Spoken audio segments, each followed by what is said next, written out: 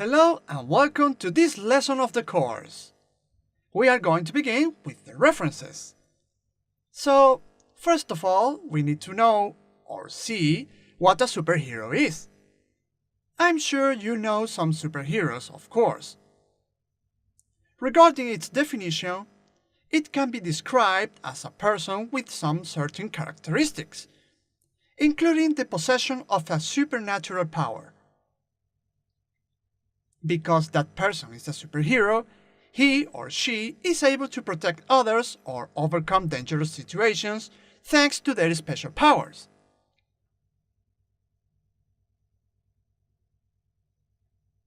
I can give you some of the most eminent examples of superheroes: Superman, Batman, Wonder Woman, Spider-Man, etc.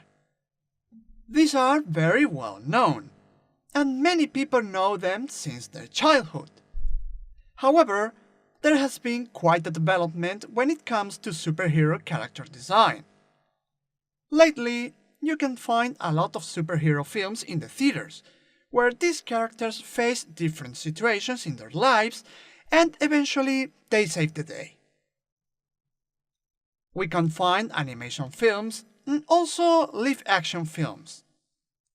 Some of them offer very realistic settings, and others depict a fictional world or even space travel. Such is the case with Guardians of the Galaxy, for example. If you type superhero on Google and click on images, you'll get a huge gallery full of resources that clearly show what a superhero looks like. What do we think of when we imagine a superhero? A cape, a mask, a distinct costume, etc.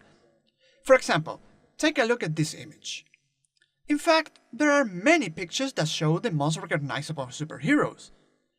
You know them: Captain America, the Hulk, Green Lantern, Ant-Man. There are others that recently gained a lot of popularity, like Deadpool, Iron Man, Wolverine.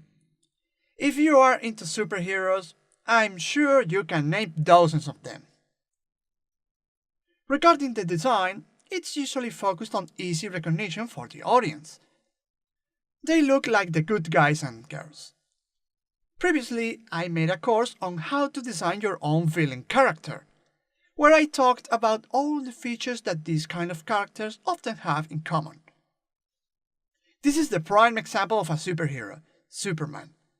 He has all the features of a superhero.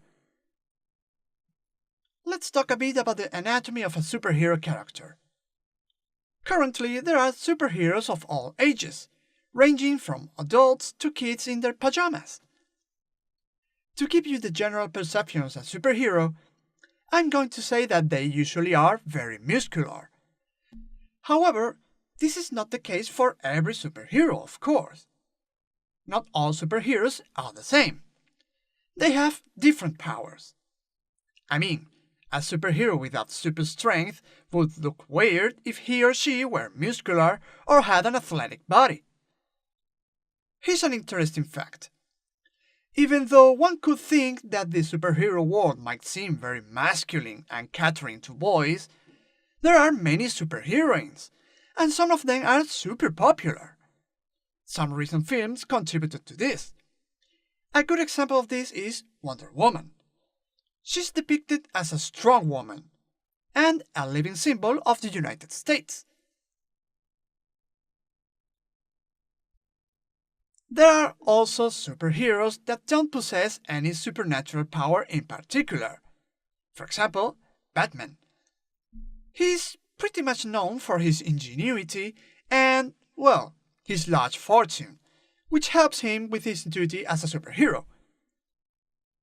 What I'm trying to say is that not all superheroes have a specific power. It all comes to their skills. In the case of Wonder Woman, she also uses some helpful tools or weapons, such as her lasso. Unfortunately, there's a catch. Most of the time, superheroines are depicted as very beautiful women with the ideal body. very stylized and thin, and there's no middle ground on this.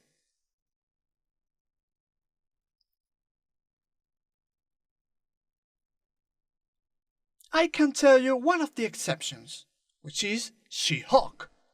She is very muscular, not to the extreme, but it's something. This is the male counterpart, the Hulk, but you get the idea.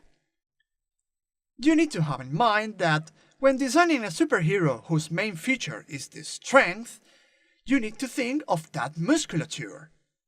For example, this is the Hulk. Notice how all the muscles and veins are very defined and even exaggerated. This conveys the idea perfectly. Of course, I insist, this is an exaggeration, but that's the point. The audience must know it at first sight. And what about masked superheroes? Some time ago, there was some kind of debate where it was argued that sometimes the mask gives the character some villainous vibes. In this case, Deadpool, the character doesn't consider himself a hero, but we, the audience, do. His costume looks like Spider-Man's a bit, that's true, but the main focus of this character is his over-the-top body language and how he conveys a lot with just his eyes. Here's a different example. Sometimes a superhero moves on with his or her life and no longer has the same looks as before. So this is Logan, and as you can see, he no longer has his Wolverine costume, but keeps his characteristic features. You get the idea, right? So see you in the next video.